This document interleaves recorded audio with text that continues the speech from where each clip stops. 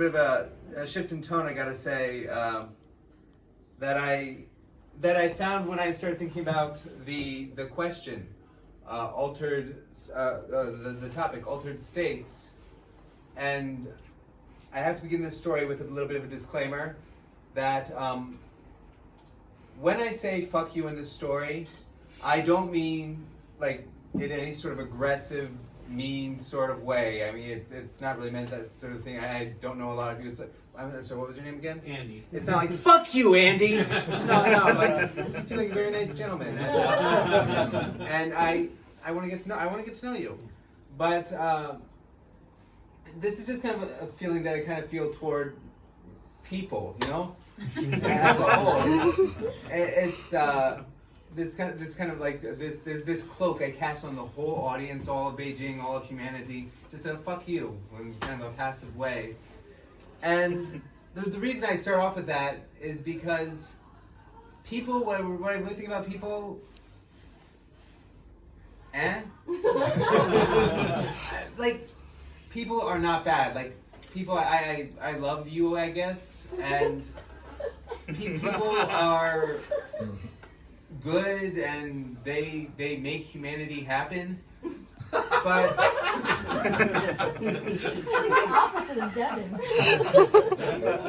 But as we kind of started looking at this, I realized I kind of don't like people, and the reason I kind of got to that topic is I was thinking about these altered states, and I thought, you know what, a storyteller and a teacher who doesn't like people, that's funny, right? That's really funny. Some of you are chuckling a little bit, and I don't really think it's like necessarily the humor that you laugh at necessarily right now, but it's the sort of humor that maybe like 2 or 3 days from now you go, man, that's fucked up. And then I'll be laughing at you, and I started thinking about why this is the case. Like, why do I feel this way? Because when I was younger, when I was in high school and a young adult growing up, I loved people.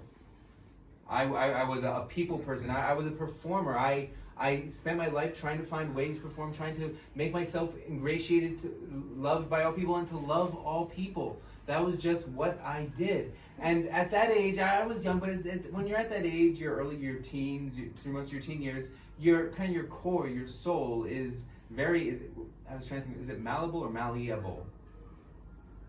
Malleable? Yeah. Like, okay. So I was very malleable, I guess, whatever. But my core was kind of like, was formed by this. And it was kind of etched into my being, this, you perform for people. You love people. You love to share yourself with people. You love to expose yourself. You love to perform at I wasn't at that time. I didn't necessarily mean in any sort of sexual way, but it was a matter of just trying to share myself, and I wanted to be this people person, and this was kind of like etched onto my core.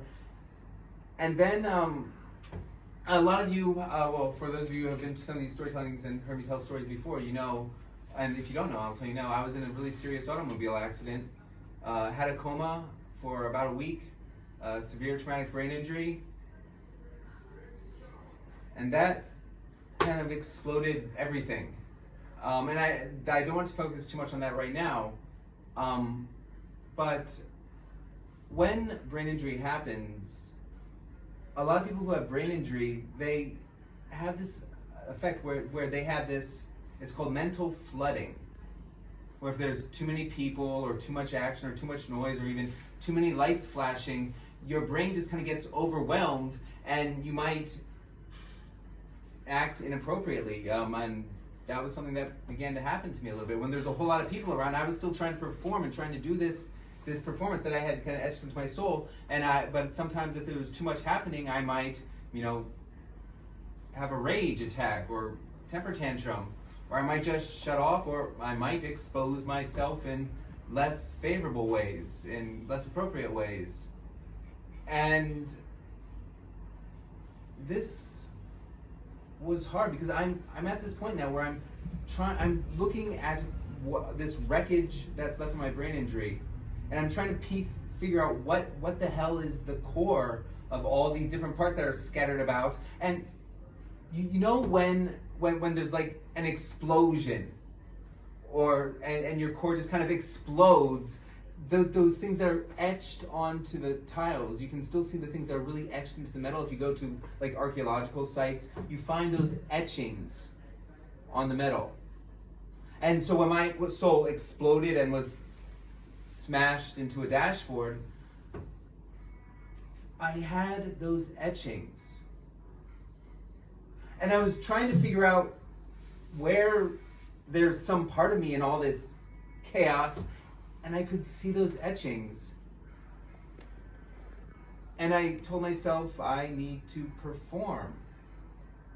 I need to continue to be the performer. And so I tried to be the performer.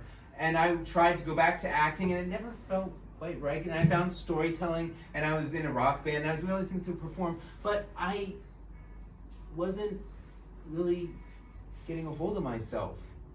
And there would still be all this mental flooding. And this is a topic that I actually just kind of have been discovering as I've been working on this topic, and I began to realize that a lot of this, looking at all these pieces, I put a cloak on it by substance abuse. I drank a lot, and I smoked a lot of marijuana, lot of magic items, and a whole lot. And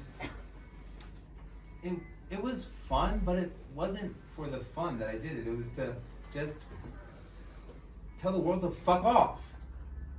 Let me be in my own zone. And I did this for a very long time until I got to the point where I was hurting people that I love. And I was really finally I was forced to recognize this.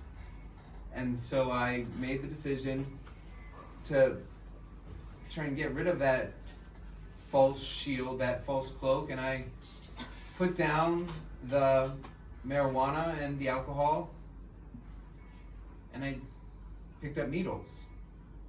To be clear, I mean crocheting needles. like